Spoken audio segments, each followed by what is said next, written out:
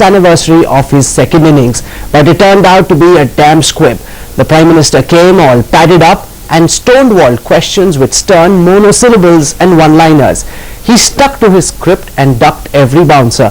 It was quintessential Manmohan style. The PM gave away precious little. Kartikeya Sharma brings you the day story.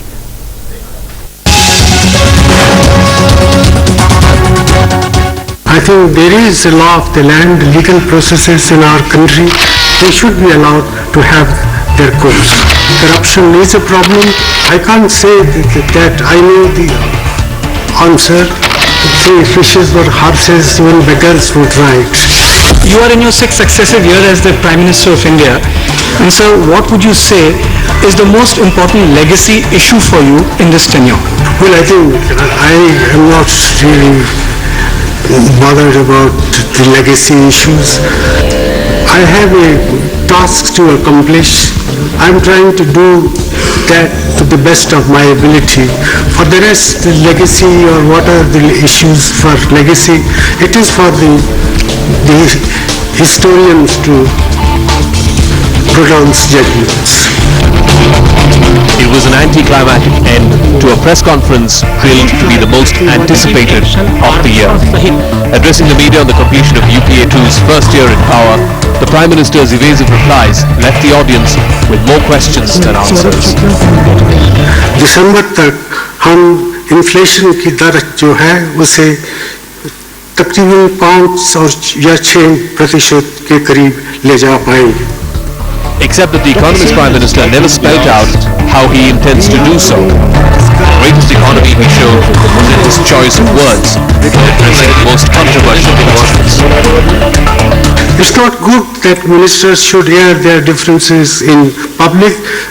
The Prime Minister wasn't able to dispel the impression that the party and government aren't on the same page as Naxals continue to wreak havoc in Chhattisgarh.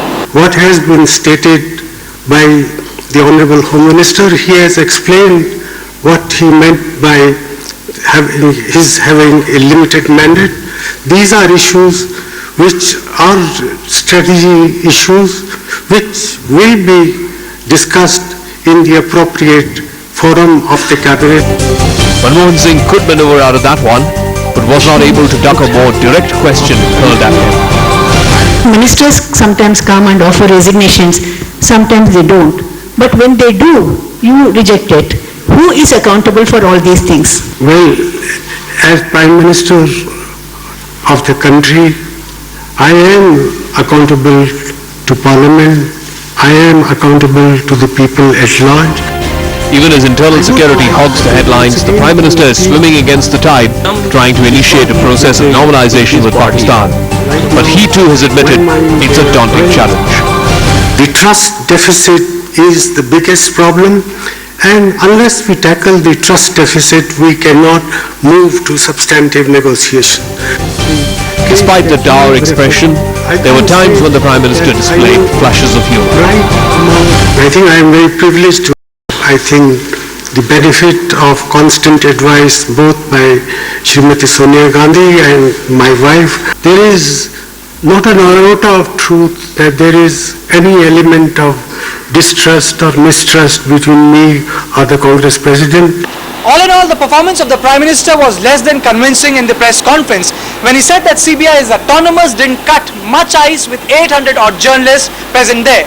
But inherent humility of the Prime Minister won him the day. But fact remains, if the government doesn't rein in Naxal violence and price rise, then the going will get tough.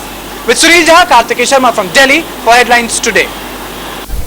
The Prime Minister was asked, how much do you give your own government? How do you assess its own performance? The Prime Minister said, I'd leave that to the people of India and to the media to do. So the Headlines Today team set up a board of editors, 15 influential people, journalists, senior journalists, and they've come up with a list of the best performing and the worst performing ministers. The UPA government is now 1 year old and it has been a year of hits and misses. Last year at this time the mood in the UPA was one of euphoria. It had a huge mandate to form the government. 1 year down the line the ecstasy is missing. There are several red marks on Manmohan Singh's report card. Headlines Today put together a board of editors comprising 15 of the country's biggest opinion makers to act as jury. This is how they rate Manmohan's ministers and their first year in office. Our jury believes that Pranab Mukherjee is the trump card in Manmohan Singh's cabinet.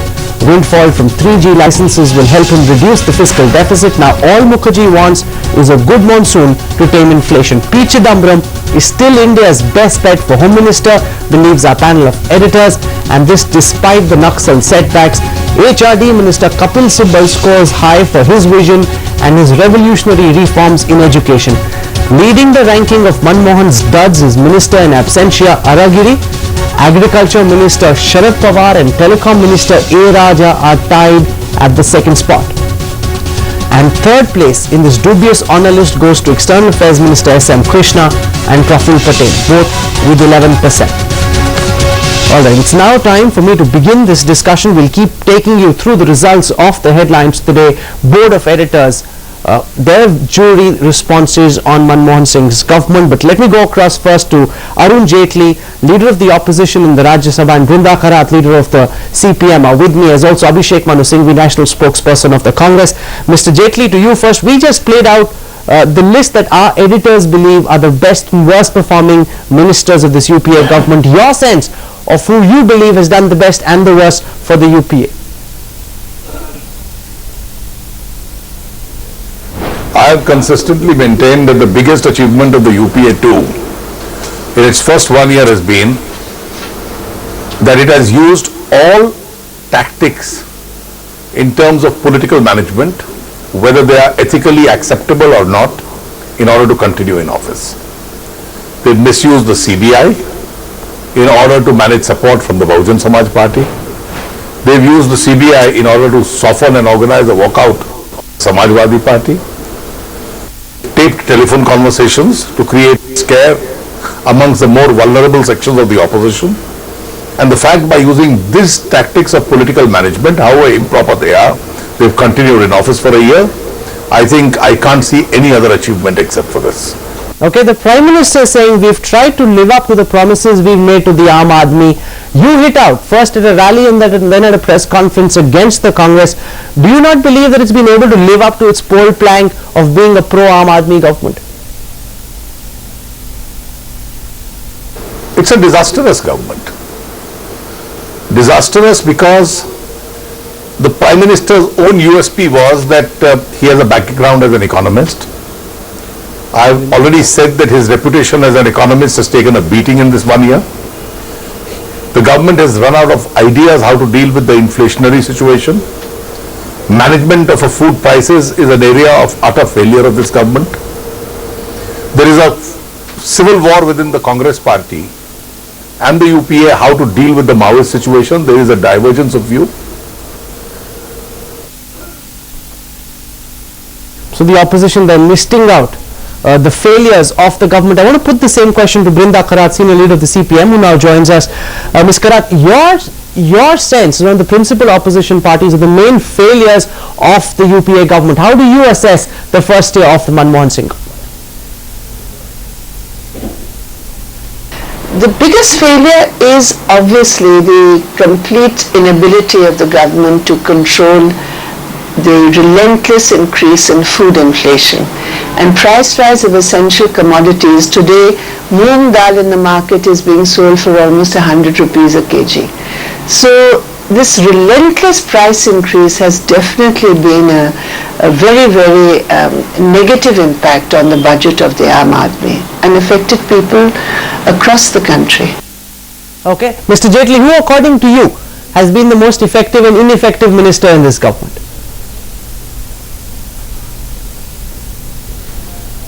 But I don't want to get into personalities, but I think if I had to give it to the worst minister, I'll be a confused man because there are too many of them. You're saying there are way too many ministers who are on the list of people who haven't done well. I want to put this question now to Abhishek Singhvi, who joins us. Dr. Singhvi, the allegation being leveled against this much hyped press conference, unanimously across the board, the sense seems to be the Prime Minister has stonewalled all the bouncers that came at him, and it was a very defensive press conference, not really setting the stage with a grand vision, a big agenda as people would have expected. Your thoughts on more questions than answers being raised in this press conference, Dr. Singh? you have two people attacking, and you of course have the anchor being the devil's advocate, so I hope you'll give me sufficient time. This explanation by my two friends, and especially by the BJP, makes it clear that why people don't like this churlishness in politics. One would be amazed, an average watcher would be amazed to find, for example, Mr. Arun Jaitley considers a disastrous government, considers not a single point which he can even praise if he is forced to praise. That is the problem. People realize that this is nothing but playing politics. People realize that it can understand that the BJP has not got its act together, but to be so churlish as not to see obvious landmarks and to go for penny pinching. Now I want to make two or three very quick points. Firstly, a lot of the issues which Mr. Jaitley or the media thinks are issues of the moment are not game changers. They are not issues of the moment. They are just sensationalism for the day, for the week. Yes, I agree with Brinda Karat that if there is a relative failure, and I call it relative compared to others, it is price, and that is one issue which we have to get on top of because that's a game changer. All the other issues are peripheral. They are only media talking points. Mr. Jaitley and his party forget completely, are unable to see like the ostrich in the sand, perhaps because of their complete internal dissension, not being able to get along together in the party as a whole. The 7.2% growth rate now projected at 8.5%. What a remarkable achievement for a country in the throes of depression globally. And ultimately, remember, growth is not growth. It is growth which removes poverty. What a remarkable achievement that we have a Right to Education Act. What a remarkable achievement that we have all our flagship schemes going according to plan, Narega, this, that and the other. What a remarkable achievement that we have the world's largest unorganized sector scheme. All this of course is invisible. Like the blind man who doesn't want to see bad, Mr. Jaitley's party doesn't want to see good either. And that's the problem, because people realize that he's only talking politics. Okay, stay with me. Kapil Sibal said the same thing in an interview to Headlines Today, and I want to put this question to our panel of experts with me in the studio. Mail Today's editor Bharat Bhushan's with us, Headlines Today's political editor Javed Ansari, and Paranjoy Guha-Thakurta are with us. I want you to respond to the defense of the UPA. They're saying the issue of ministers bickering, the issue of Afzal Guru, these are all small issues, peripheral issues. Abhishek Manu Singhvi calls them media talking points. The bigger thing is we've kept the country out of recession, we've ensured that the growth momentum is maintained, and those are big achievements, significant achievements for this government. Are we being unduly unfair when we say that this press conference raised more questions than answers? Well, I think, if this country has been kept out of recession, the credit goes to UPA 1 more than to UPA 2. And at that time, it was the left which actually shielded the economy from becoming terribly integrated into the global economy, and that saved us. So for them now to take credit for what their allies forced them to do is not entirely honest. As far as ministers, do you think that the Prime Minister gave an honest account of his last 1 year in office? I don't think so. I mean, it's sad to see honest man like Prime Minister Manmohan Singh having to sort of forcibly defend people who are seen as patently rent seekers. What he said on A. Raja, the way he bought his arguments lock, stock and barrel, the kind of half-truths he had to tell about not misusing CBI and CBI being completely autonomous. He did not give his vision for the future either. He didn't give a good account of, an honest account of his government, nor did he say what the future held for the country, what were his plans for the future. Paranjoy, are you as disappointed by the press conference conducted by the Prime Minister, or do you think people are being highly unfair when they ignore the big achievements of the Prime Minister and focus, as Abhishek Manu Singhvi calls them, on the small failings? Rahul, this press conference, in my opinion, was extremely disappointing. Extremely disappointing. I mean, this is the first time the Prime Minister is having a so-called open press conference after a gap of 5 years. Remember, he had a similar press conference when UPA 1 was set up. Having said that, it's truly paradoxical that this government comes to power with a stronger mandate, and then one after the other, it sort of bungles from one goof up to the other. Sharmal Sheikh, Telangana, Naxalites, IPL, ministers squabbling in public, and I think the biggest failure has been inflation. And I think what is significant, though there was very little that you can consider newsworthy in what the Prime Minister said over an hour and a quarter, the only thing newsworthy is actually it nails the lie of previous spokesperson when the Prime Minister himself said that it would take till December for inflation to come down to 5 to 6%.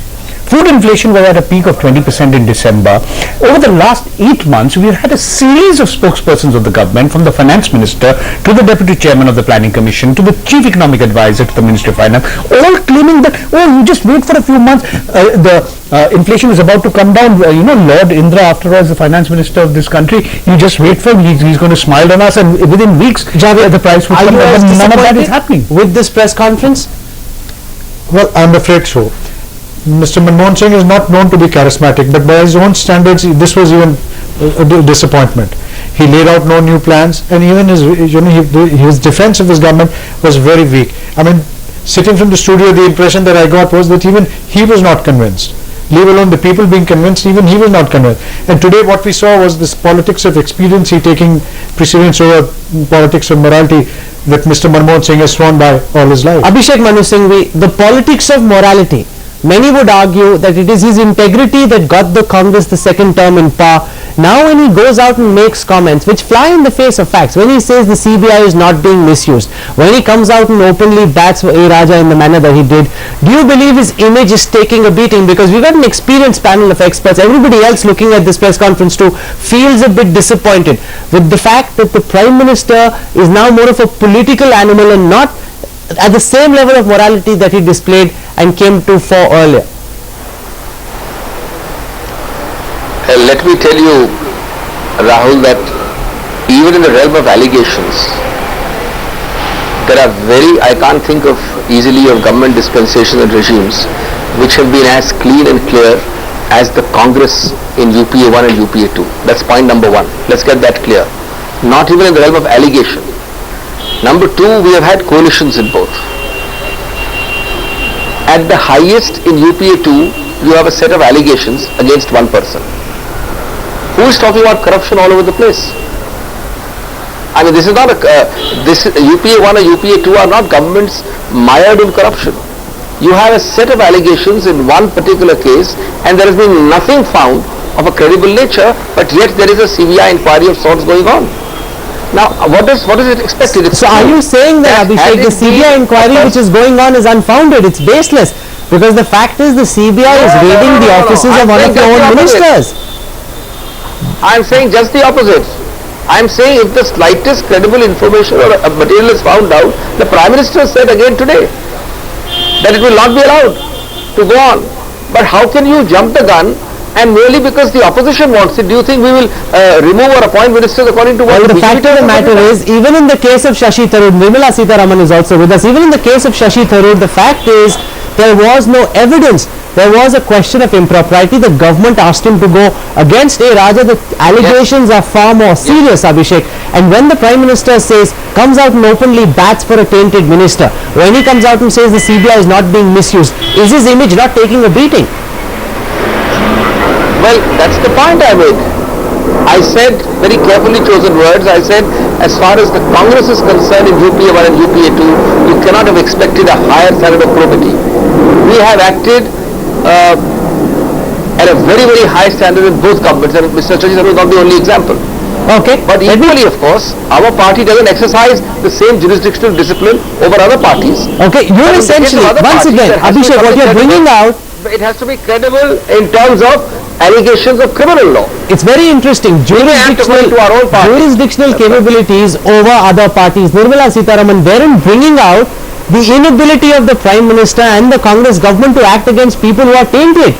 Abhishek Manu Singhvi admitting that we don't have the same sort of jurisdiction on other allies. Nirmala. It is all very well to talk about your allies doing such things, but the Prime Minister heads the cabinet in which this minister is still a minister sitting, and he had earlier written to him saying you can't be doing first come first serve basis. The TRAI regulations have been, the suggested regulations have also been violated, in that the suggestion given by TRAI that 2001 prices are unrealistic and it cannot be held right. It has to be through market mechanisms, that price has to be fixed for 2G. There are enough evidences, and even the fact that the Prime Minister withdrew the 3G from him and gave it to a different independent group to conduct it, indirectly suggested that he didn't hold him with that much of a trust.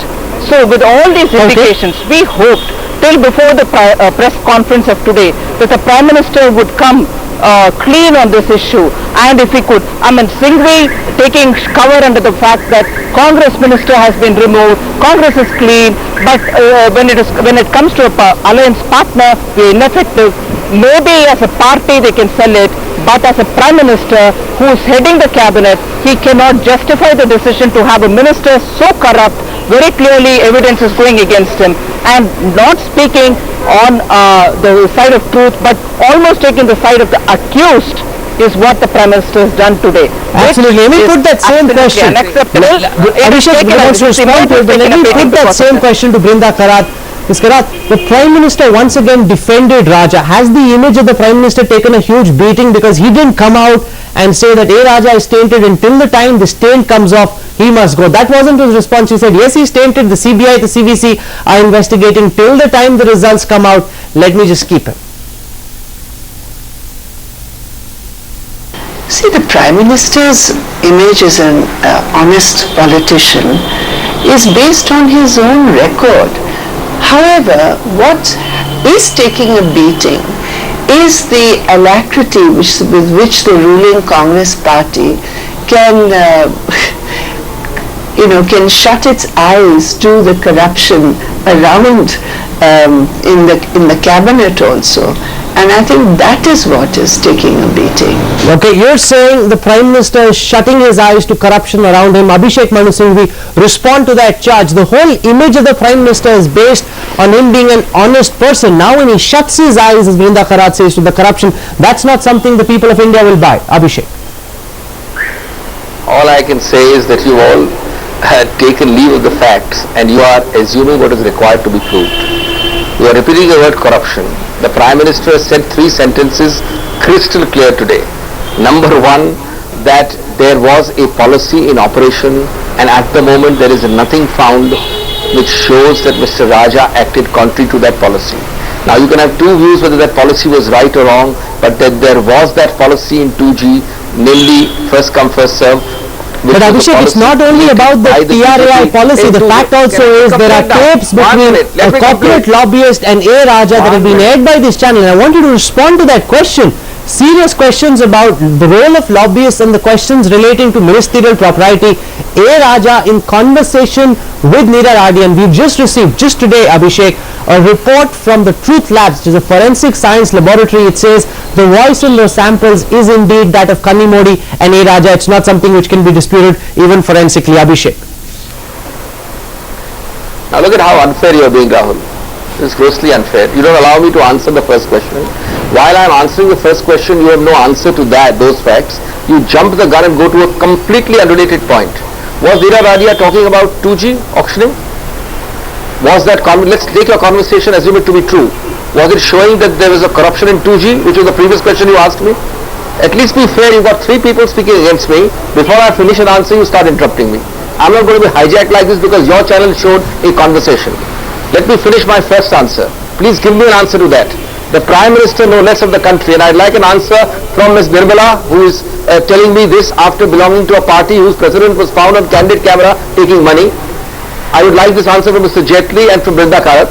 Prime Minister said there was a policy created by the BJP in 2003. That policy was enforced and Mr. Raja applied it. Mr. Raja did not create that policy. Subsequent to that, there is nevertheless a CVC and CBI inquiry going on. Before the inquiry gives a result, you want him to sack him. Merely because the BJP says so? Well, sorry, we don't run the government of the BJP's dictats. Okay, Kurta wants to respond to you. Merely because your channel carried a conversation. Your channel carried a conversation. Ms. Neera Radia at best is a totally different issue. It's an issue during government formation in 2009. It may or may not be proper. It may be improper. It has nothing to do with the 2G auction. So why are you jumping points and confusing the public? Mr. Singhvi, you are also... He has said clearly. Mr. Singhvi, you are also switching tracks. We are talking about Mr. Raja and you suddenly bring in Mr. Bangaru Lakshman into the case. The point is, there are 2 or 3 points. I need to come in there. You see, what is clear is that Mr. Raja cherry-picked certain recommendations of the TRAI. He didn't accept all their recommendations. If a policy which was wrong earlier, you compound that mistake again, to 2 wrongs make a right. Secondly, the fact that he brought forward the cut-off date for receiving applications for licenses has been shot down by a court of law. We have gone beyond the stage of impropriety. We are now really talking about illegality. But it's merely, it appears to me, the compulsions of coalition politics that makes the Prime Minister put up such a spirited defense of Mr. Raja. No, I know you are an expert on this, I want to ask a simple question. Has the BJP apologized to the nation for creating a policy of, in 2003, I repeat, unalterable fact, which Mr. Raja followed? Now you only said two things. No, wait a minute, I need to come in here. I need to come in here. The basic policy of not auctioning 2G was created in 2003. Let the BJP answer that first. In 2003, that I think Mr. Singhvi has raised a lot of points for which we need to answer. The price arrived at in 2001 was as a result of auction. Let him please go and check the records, he'll know about it. That's one thing. And second, the TRA, I had very clearly said to have the same price being utilized for the 2G is unrealistic, and they very clearly said get going with the market mechanism. Now if these two items have been clearly put aside and Raja goes on to do what he wishes to do, which is the first come first basis, and on this let Mr. Singhvi, who is a senior advocate of the Supreme Court, I don't need to remind him, long ago the Supreme Court in a very different case very clearly said this first come first served basis is barbaric and we cannot do it. You see them saying all this has been forgotten, and why does he want to go back to BJP? They very clearly be saying the price arrived at in 2001 was as a result of an auction and was not a fixed price as per anybody else's norm. Having had all this very clearly given, with the Prime Minister writing, let me finish, with the Prime Minister writing to Raja saying you please go ahead with following the rules, and there was no need for him to have written it, and having done that and having also now removed the 3G from his hand, it's very clear that the 2G went wrong, and I think Mr. Singhvi should be graceful enough to accept something is wrong with the alliance partner and do what to remove it, rather than go about justifying a minister on whom every day new evidences are coming through. Now Abhishek wants to respond to that. Abhishek? Rahul, my time is up because I've got the next channel. Nobody is answering the question because inconvenient question. Question number one, who created first come first serve? Answer BJP. Question number two, was that the policy pre-existing Mr. Raja took over? Answer yes. Question number three, who in fact changed first come first serve in the light of experience gained? This government in 3G, and we've had the auction results. Yes, Mr. Raja may or may not have done some illegality or impropriety by adding on some conditions to the first come first serve. That's a matter to be still awaited for the CBC and CBI. The Prime Minister no less has said we'll act on that. But what is the problem today in treating him already guilty, pronouncing him guilty and removing him and talking as if the entire government is mired in corruption? This is the cleanest government which the UPA 1 and UPA 2 has given to the nation for a long time. A scandal. Mr. Singhvi, yes. Mr. Shashi Tharoor had to resign for allegations which were far less serious. I think Mr. Singhvi cannot go on throwing allegations. Mr. Raja has found wrong on that. I've raised the points on which I want you to answer too. Okay, Bharat has a question for you. Abhishek, Bharat. Why did Mr. Raja feel compelled to follow the BJP policy? After all, you were a new government with a new mandate and you could have brought in new practices. The Law Ministry and TRAI in fact advised Mr. Raja that go for an open auction, don't go for a first come first served basis for sale. And the Prime Minister himself has admitted that the 2G auction got only 10,000 crores and the 3G got 69,000 crores. The two players whom Raja chose to give these contracts to sold those licenses without even laying a brick at 10 times the price. You tell me, prima facie, does it or does it not look that market price was not got and the government got cheated? I've told you I have to go to another program, and let me answer your question. It's an important question. You are talking criminal law, corruption. A very different standard of proof applies to an error of judgment. Let me assume at the highest that a pre-existing policy ought to have been changed by Raja and did not change it, continued it. That's a very different thing from saying that he deliberately indulged in corruption. That's the point I'm making. Even then, whether he indulged in corruption or not is under investigation, and the Prime Minister has promised you that on the least credible evidence coming we will take action. But today what you are saying itself proves my point. At worst, there was an error of judgment. You are saying, why did he feel compelled to follow a policy? Well, a policy may be followed. It is possible a different person will not follow a policy. But that's not criminal law. That's not corruption. A corruption is a very different cup of tea. That is 60,000 crores of rupees lost to the government. And is that a small thing to ignore? I think, why didn't the Prime Minister let him follow the same policy for 3G on first come first served basis? 3G? No, you can't validate, find or judge corruption ex post facto. Of course, a better policy is auction.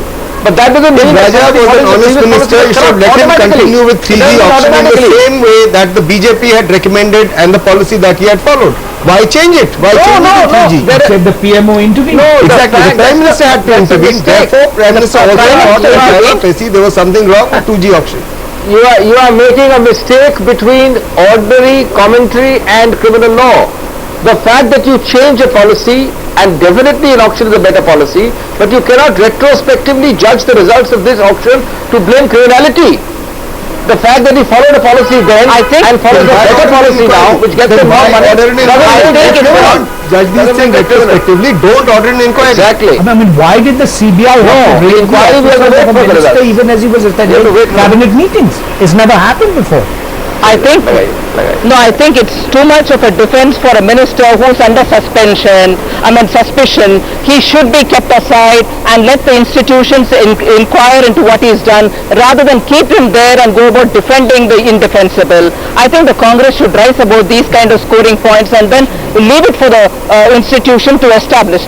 Singhvi may be very right, we are not judging him here, but if there is an element of suspicion, where do you want an element of suspicion which has led to about 60,000 crores of rupees lost for the exchequer? Okay, Union Information and Broadcasting Minister Ambika Soni joins us now. Ms. Soni, we're debating whether the allies have let the Congress down. Your sense on this? Abhishek Manu Singhvi insisting that the Congress ministers are very clean, like the Prime Minister in a sense expressing helplessness, saying we don't have jurisdiction over our allies. Do you believe, madam, that the allies have let the Congress party down in the first year of the Manmohan Singh government? I don't think it is a question of such black and white colors. We are running a coalition government. A coalition means naturally a little bit of give and take, a little bit of adjustment, not give and take on essentials, not compromise with basic value system of the UPA government, but sometimes the ups and downs are more visible in a coalition government than in a one-party government as you got used to seeing of the Congress party of old times. Okay, you're saying if it were the Congress party of old times and the government indicating might be run differently. I want to put that same question to Sachin Pilot, Minister of State in the Telecommunications Ministry. Do you believe, and you've seen this at close quarters, but do you believe, Sachin, that the government was elected? We went to the people with a certain ideology, with a certain agenda. And that is the agenda that we have to enforce. And I think everybody chips in, no matter what the ally is and what departments he or she holds. Okay, I want to shift attention now to the issue of Naxalism, which was spoken about in this press conference. I want to put this question to Sachin once again. Sachin, this whole bickering that we're seeing inside the government, where Digvijay Singh seems to have one line, we're seeing Chidambaram have a completely different line. What's the sense that you're making of the policy against the Naxals and whether the centre is doing enough to bring them down? No, you must understand, first of all, law and order in our constitution is the domain of the state governments. Now, clearly the Home Ministry and the central government have a role to play, and we continue to play that role, with fullest responsibility on our hands. But we have to find a way to tackle issues of Naxalism, in a manner that, that really hits at the root cause of the problem, so that we are able to ensure economic, sustainable development, look after the people who deserve the support and help of the government, whether it's state or center. And of course, such kind of atrocities that are being inflicted upon civilians cannot be tolerated. We have to deal with people who take law into their own hands very, very firmly, very, very sternly. And that's the dual approach that the government is adopting. Okay, you're saying it's a two-pronged approach. That's what the government has been talking about. But I want to get in a sense from Brinda Karat, how effectively, Ms. Karat, you think the government is handling problems relating to internal security?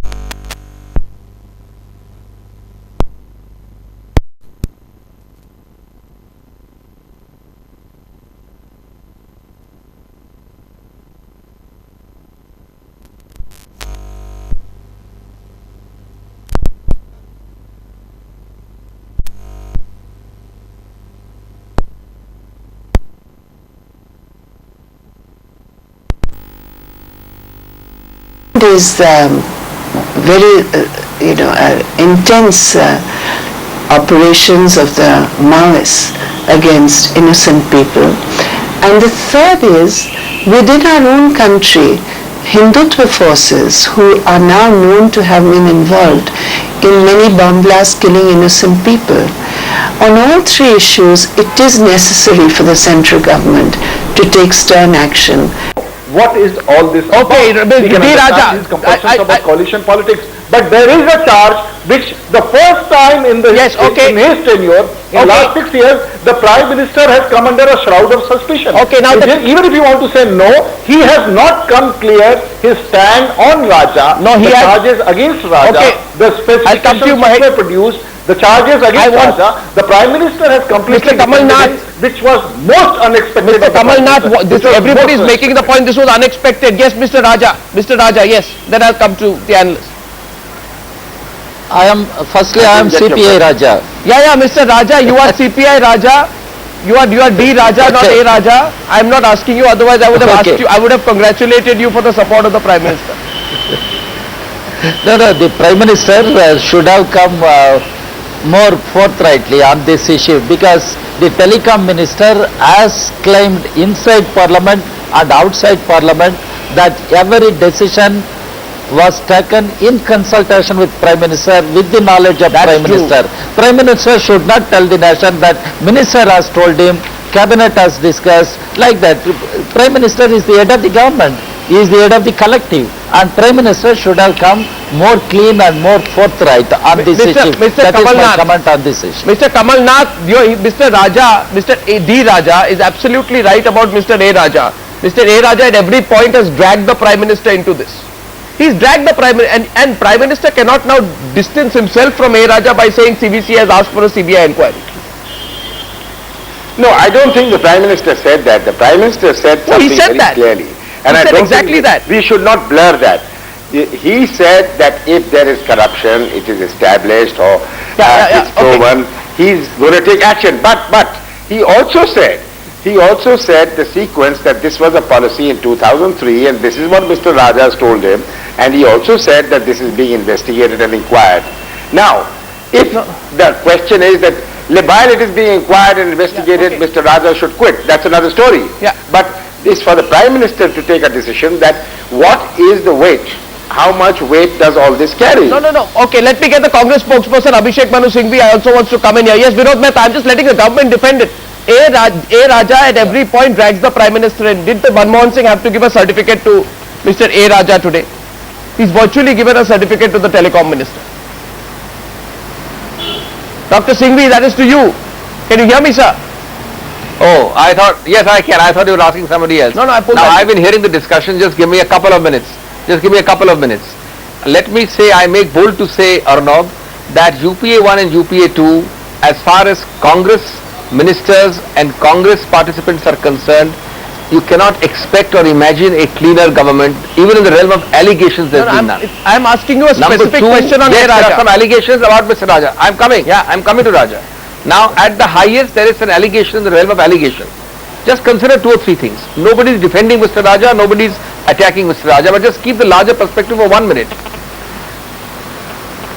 First of all, the Prime Minister said clearly that in the light of the 2 ongoing inquiries, CBI, if anything is found credible, action will be taken. He said it today about his own last 10% so of I his think reply. we have to trust that.